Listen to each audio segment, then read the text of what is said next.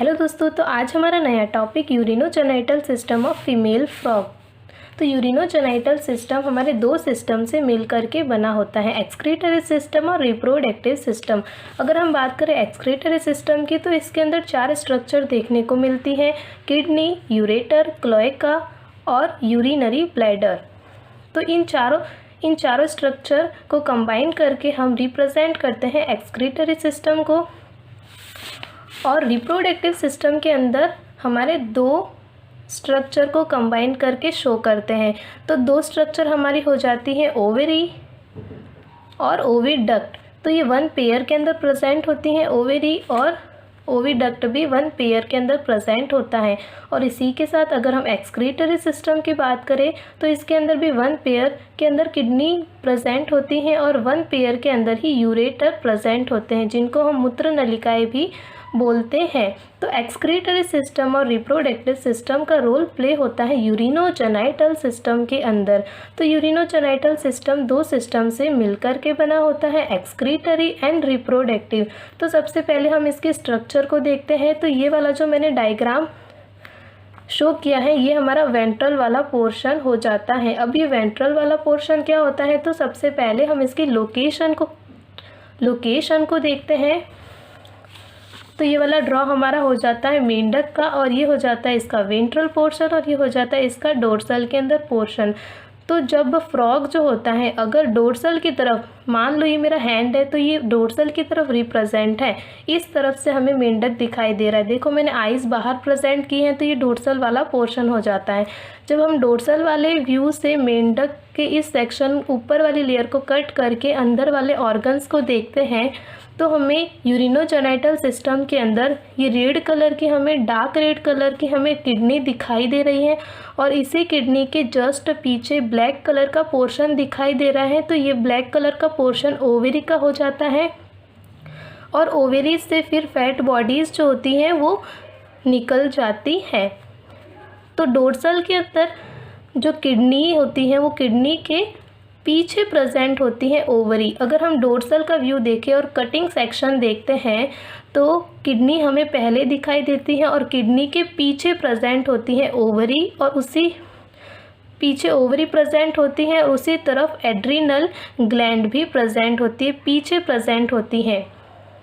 और अगर हम वेंट्रल व्यू की तरफ देखें, अब ये फ्रॉग ऐसे था और हमको ओवरी के पीछे दिखाई दे रही है, किडनी के पीछे हमें ओवरी दिखाई दे रही है। और जैसे हम फ्रॉग को इस तरफ से करेंगे और इस तरफ से इसका सेक्शन करके देखेंगे, तो हमें ओवरी जो होती है ब्लैक कलर की, वो किडनी के ऊपर दिखाई दे रही है। तो हमें भी यही वाला ड्रॉ जो है वो प्रिपेयर करना है हमारे एग्जामिनेशन के लिए।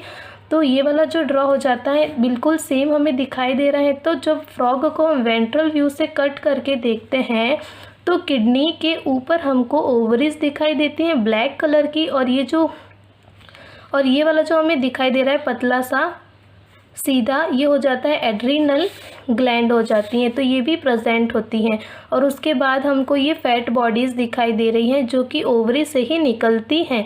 तो ये इसका पोजीशन हो जाता है कि किस पोजीशन पे इसका जो स्ट्रक्चर होता है वो हमें शो होगा। तो पोजीशन हो जाती है हमारी वेंट्रल वाला व्यू, क्योंकि इसी तरफ से किडनी के ऊपर हमें ओवरीज दिखाई दे रही है, और इसी किडनी के ऊपर हमें एड्रीनल ग्लैंड भी दिखाई दे रही है, और ओवरीज से अटैच फैट बॉडीज़ भी दिखाई दे रही हैं। लेकिन अगर हम इसका डोर्सल व्यू देखें, ऊपर से अगर कट करके देखें, तो हमें किडनी के पीछे ओवरीज दिखाई देगी। लेकिन जैसे ही हम वेंट्रल वाला पोर्शन कर देंगे, तो हमें ओवरीज जो है वो किडनी के ऊपर दिखाई देगी।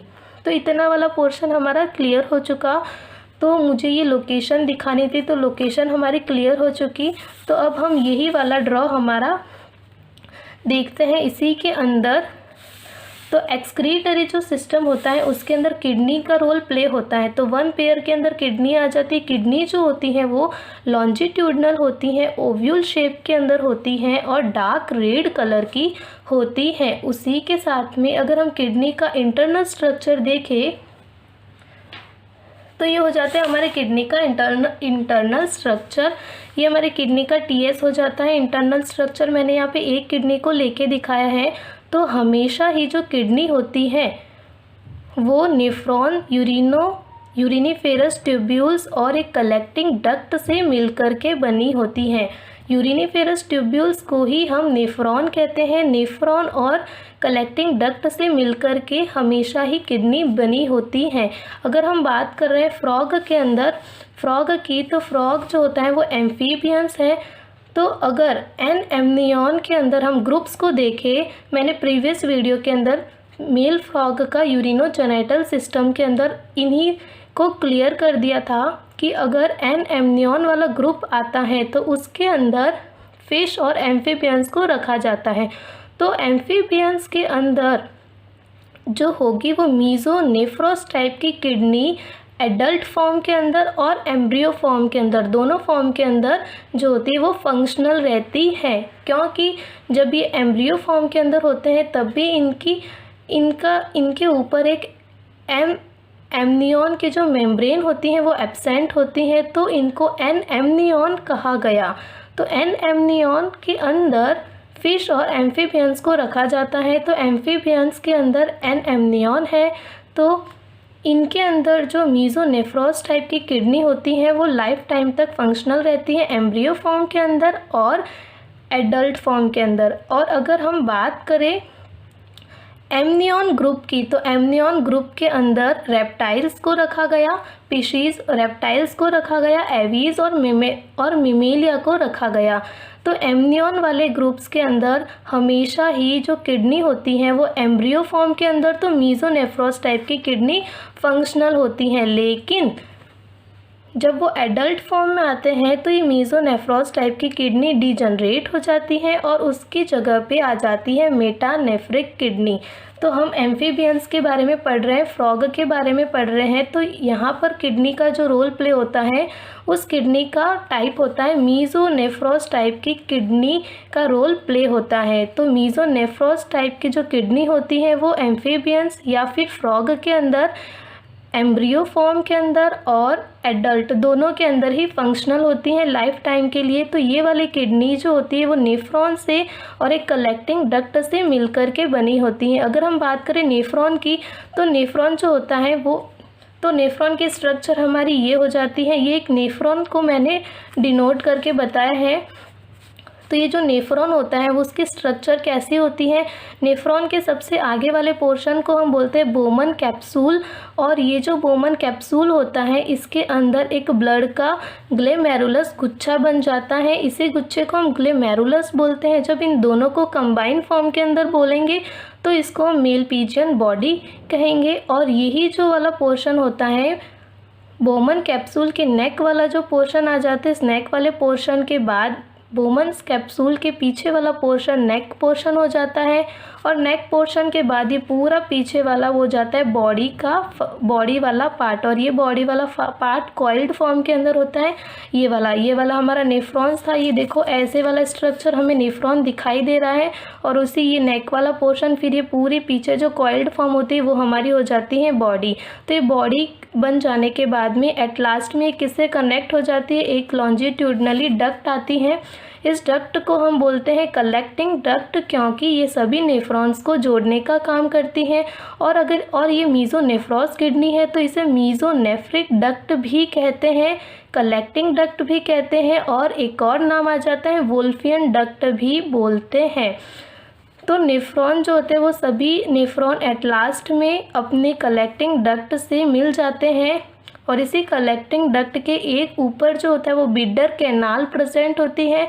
और एट लास्ट में सबसे नीचे वाले पॉइंट पर यही वाले डक्ट किस फॉर्म के अंदर बाहर निकल जाती है, यूरेटर के फॉर्म के अंदर बाहर निकल जाती है।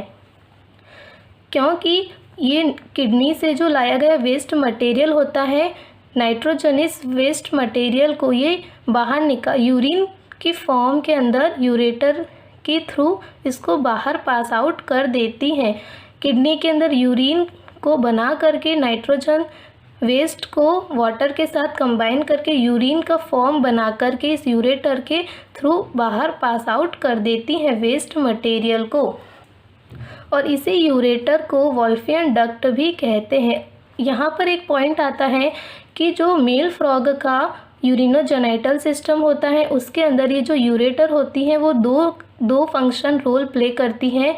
यूरेटर यूरिन को भी पास आउट करवाने का काम करती हैं और जो टेस्टिस के थ्रू जो मेल गैमिट आए हैं उसको भी पास आउट करवाने का काम करती हैं। तो मेल फ्रॉग के अंदर यूरिनोजेनाइटल सिस्टम में इस डक्ट को कंबाइन करके हमने कहा था यूरिनोजेनाइटल डक्ट, लेकिन यहाँ पर फीमेल फ्रॉग है और फीमेल फ्रॉग के अंदर गैमेट्स लाने के लिए, फीमेल गैमेट्स लाने के लिए अलग से डक्ट होती हैं जिसको हम ओविडक्ट कहते हैं। तो ये सेपरेट होती हैं, इसीलिए हम इसको ओनली यूरेटर ही बोलते हैं, क्योंकि ये ओनली वन काम करते हैं, केवल एक ही फंक्शन का रोल प्ले करती हैं। ये केवल यूरिन को ही पास आउट करवाएगी और जो गैमेट्स होते हैं फीमेल गैमेट्स को पास आउट करवाने के लिए सेपरेटली एक डक्ट होते हैं जिसको हम ओविडक्ट कहेंगे। तो हम हमारे नेफ्रॉन की स्ट्रक्चर देख रहे थे। तो किडनी के अंदर नेफ्रॉन होते हैं, कलेक्टिंग डक्ट होते हैं, इन्हीं नेफ्रॉन को यूरिनिफेरस ट्यूब्यूल्स बोलते हैं और इन्हीं ट्यूब्यूल्स के चारों ओर एक ब्लड कैपिलरीज का नेटवर्क प्रेजेंट होता है और उस नेटवर्क को हम बोलते हैं रेनल पोर्टल सिस्टम। ये वाला जो हमें पोजीशन दिख रहा है ये बॉडी से लाया गया जो ऑक्सीजनेटेड और डीऑक्सीजनेटेड ब्लड होता है जो आर्टरीज और वेन के थ्रू किडनी के अंदर सप्लाई होता है और किडनी के अंदर सप्लाई हो जाने के बाद में ये यूरिनिफेरस ट्यूब्यूल्स या फिर नेफ्रॉन के चारों ओर ब्लड कैपिलरीज का एक नेटवर्क बना देते हैं और यही नेटवर्क जो होता है उसको हम रेनल पोर्टल सिस्टम कहते हैं और ये बॉडी से ब्लड को लेके आते हैं और ब्लड को वापस से लेके भी चले जाते हैं। ये वाला जो ब्लू वाला पोर्शन है ये मैंने ब्लड के लिए दिखाया है और यहाँ पे ये मैंने ड्रॉ नहीं बताया है। इसमें आप देख सकते हो कि एक जो नेफ्रॉन है इस नेफ्रॉन के चारों ओर ब्लड कैपिलरीज का एक नेटवर्क फैला हुआ है। इसी नेटवर्क को हम बोलते हैं रेनल पोर्टल सिस्टम और जो ब्लड को लेके आती है उसको हम बोलते हैं एफरेंट आर्टरी और जो लेके जाती हैं ब्लड को इफरेंट आर्ट्रियोल और उसके बाद ये सारी ब्लड कैपिलरीज हो जाती हैं और ये यूरिनिफेरस ट्यूब्यूल्स का एक यूरिनिफेरस ट्यूब्यूल्स का ड्रॉ है और ये हो जाते हैं हमारा कलेक्टिंग डक्ट और ये एक नेफ्रोस्टॉम प्रेजेंट होता है जो कि सीलोम के सारे वेस्ट मटेरियल को इन्हीं ब्लड के अंदर पास आउट कर देती हैं ताकि वहाँ से वेस्ट मटेरियल जो है यहाँ पे फिल्ट्रेशन हो जाए। तो इन एक नेफ्रॉन का पूरा स्ट्रक्चर था। ये हमारा बोमन कैप्सूल, इसके अंदर ग्लेमेरुलस आ जाता है, तब इसको मेलपीजियन बॉडी कहते हैं। तो बहुत सारी इसमें मेलपीजियन बॉडी प्रेजेंट होती है। ये हमारे किडनी का स्ट्रक्चर खत्म हो जाता है। तो इस किडनी के स्ट्रक्चर के बाद में यहाँ से जो यूरिन बनता है वो यूरिन कहाँ चला जाता है, यूरेटर के थ्रू पास आउट हो जाता है और ये हो जाती है हमारी यूरेटर। तो यहाँ से ये पास आउट होकर के कहाँ चला जाता है, क्लोका वाले पार्ट में। तो क्लोका वाले पार्ट में ही हमारे पास यूरिनरी ब्लैडर होता है, इसको हम मूत्राशय बोलते हैं। ये बाई लोब होता है, ट्रांसपेरेंट होता है, बहुत ही थिन वॉल वाला होता है। तो यहाँ पर सारा यूरिन जो होता है वो कलेक्ट हो जाता है और ये वाला क्लोका वाला अपार्चर होता है। क्लोका वाला अपार्चर के अंदर 3 चीज़ों का स्टोरेज होता है। यहाँ पर जो डाइजेस्टिव सिस्टम के थ्रू लाया गया जो मल होता है वो भी यहाँ पर कलेक्ट होता है और यहाँ पर जो यूरिन होता है वो भी कलेक्ट होता है और जो गैमेट्स आते हैं वो भी स्टोर होते हैं और इनको जब भी इनका टाइम आता है ये उनके अपने टाइम के अकॉर्डिंग क्लोकल अपार्चर से इनको बॉडी से निकाल देते हैं। तो इतना वाला पोर्शन जो था वो हमारे एक्सक्रीटरी सिस्टम का था। 1 पेयर के अंदर किडनी प्रेजेंट होती है, मीजोनेफ्रोस टाइप की किडनी। 1 पेयर के अंदर यूरेटर प्रेजेंट होते हैं, एक यूरिनरी ब्लैडर होता है मूत्राशय और एक पार्ट होता है क्लोएका। उसके बाद हम स्टार्ट करते हैं हमारा रिप्रोडक्टिव सिस्टम। तो रिप्रोडक्टिव सिस्टम के अंदर 1 पेयर के अंदर ओवरीज आती हैं। तो ओवरीज जो होती हैं वो हमेशा ही कैसी होती हैं, इसका टीएस अगर देखें तो ओवरीज कुछ हमें इस टाइप से दिखाई देती हैं। इसी ओवरीज के अंदर जो जर्मिनल एपिथेलियम की जो शीट होती है बाहर, उस एपिथेलियम शीट में प्राइमरी जर्म सेल होती हैं। ये जर्म सेल जो होती हैं वो मेच्योर एग का फॉर्मेशन कर देते हैं, यानी कि ये उगोनिया को बनाएं। उगोनिया, उन्हीं जर्म सेल को हम उगोनिया बोलते हैं, और उगोनिया से ये अपने ओवेरियन फॉलिकल्स का फॉर्मेशन करते हैं और आगे जा कर के ये पूरे मेच्योर एग को बना देते हैं। और जब यहाँ पर एग बन जाता है तो ये अपने ओवरी को फाड़ देते हैं, यानी कि ओवरी फट जाती है और ओवा जो होता है वो उससे रिलीज़ हो जाता है। अब जब ओवा रिलीज़ हो जाता है, हमने इसकी लोकेशन को देखा कि किडनीज़ के वेंट्रल वाले पोर्शन में किडनीज़ के ऊपर ओवरी प्रेजेंट होती हैं। तो ये जो ओवरी होती है ये ब्लैक कलर की होती है, और ओवरीज कैसी होती हैं? ब्लैक कलर की होती हैं। इरेगुलर शेप होता है, उसका कोई शेप फिक्स नहीं होता, वो कैसा भी अपना शेप बना देती हैं। और जब ये रिप्रोडक्शन करती हैं तब वो अपना शेप जो होता है वो बड़ा भी कर देती हैं। तो इरेगुलर शेप की होती हैं, ये बहुत ही बड़े साइज़ की होती है, इसका मैग्नीट्यूड बहुत ज़्यादा होता है। ये मल्टी लोब्ड होती हैं, कितने भी लोब की हो सकती हैं। और ये किस तरह से होती है? एक hollow pouch like black structure होती हैं, एक खोखली थैली नुमा काली संरचना होती हैं। और ओवरी की अगर हम बात करें तो ओवरी जो होती हैं वो उसके टीएस को हमने देख लिया, यहाँ से ओवा जो होते हैं वो रिलीज़ हो जाते हैं। अब हम बात करते हैं एक मीज़ोवेरियम। यहाँ पर एक पॉइंट आता है हमारे पास, मीज़ोवेरियम। तो व्हाट इज़ मीज़ोवेरियम? ये जो ओवरीज होती हैं, ओवरीज हम ये वेंट्रल वाला पोर्शन देख रहे हैं, तो एक पेरिटोनियल मेम्ब्रेन होती है, स्पाइडर के वेब लाइक स्ट्रक्चर होती है वो पेरिटोनियम मेम्ब्रेन के अंदर। तो एक पेरिटोनियम मेम्ब्रेन होती है जो कि ओवरी को अपने चारों ओर से अपने चारों ओर, इसके चारों ओर प्रेजेंट होती हैं। बिल्कुल ही किडनीज़ के पास में ये पेरिटोनियल मेम्ब्रेन प्रेजेंट होती हैं जो कि ओवरी को एब्डोमिनल कैविटी, डोर्सल की तरफ जो एब्डोमिनल कैविटी होती है उस एब्डोमिनल कैविटी से अटैच, एब्डोमिनल कैविटी की वॉल से अटैच करवा के रखती हैं।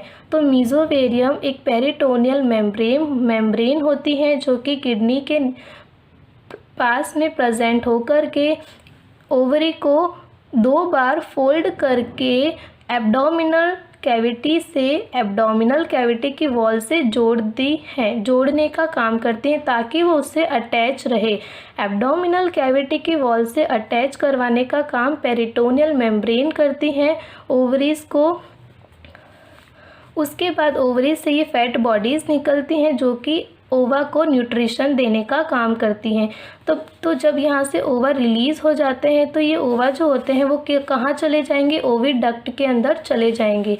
लेकिन हमारी ओविडक्ट जो होती है वो ईसोफेगस, ये वाला जो होता है इसको हम बोलते हैं ईसोफेगस, और ईसोफेगस के लेटरल वाले पोर्शन पर जो होती है वो प्रेजेंट होती है ओविडक्ट बहुत ही कॉइल्ड फॉर्म के अंदर होती है, और इसका ऊपर वाला जो पोर्शन होता है वो खुला पोर्शन होता है, उसको हम ऑस्टियम कहते हैं। और जब ओवरी के रिलीज़ हो जाने से, ओवरी के फटने से जो ओवा निकलता है बाहर, ये ओवा जो होता है वो एक सिलोम के अंदर, ये पेरिटोनियल मेम्ब्रेन होती है सिलोम में, और इस पेरिटोनियल मेम्ब्रेन के सिलेटेड होने के कारण ये ओवा उनके अंदर मूवमेंट करता है और डायरेक्टली किस में चला जाता है? ऑस्टियम की हेल्प से ओविडक्ट में चला जाता है, क्योंकि ओविडक्ट जो होती है वो डायरेक्टली ओवरी से अटैच नहीं रहती है। तो इसीलिए जो ओवा रिलीज़ होता है वो सिलोम के पेरिटोनियल मेम्ब्रेन की हेल्प से ऑस्टियम तक पहुंचता है और वहां से होता हुआ ओविडक्ट के अंदर चला जाता है। ये जो ओविडक्ट होती है इसका कलर वाइट होता है, लेकिन मैंने यहाँ ब्लैक कलर से डिनोट किया है ताकि स्ट्रक्चर को हम अच्छे से क्लियर देख सके।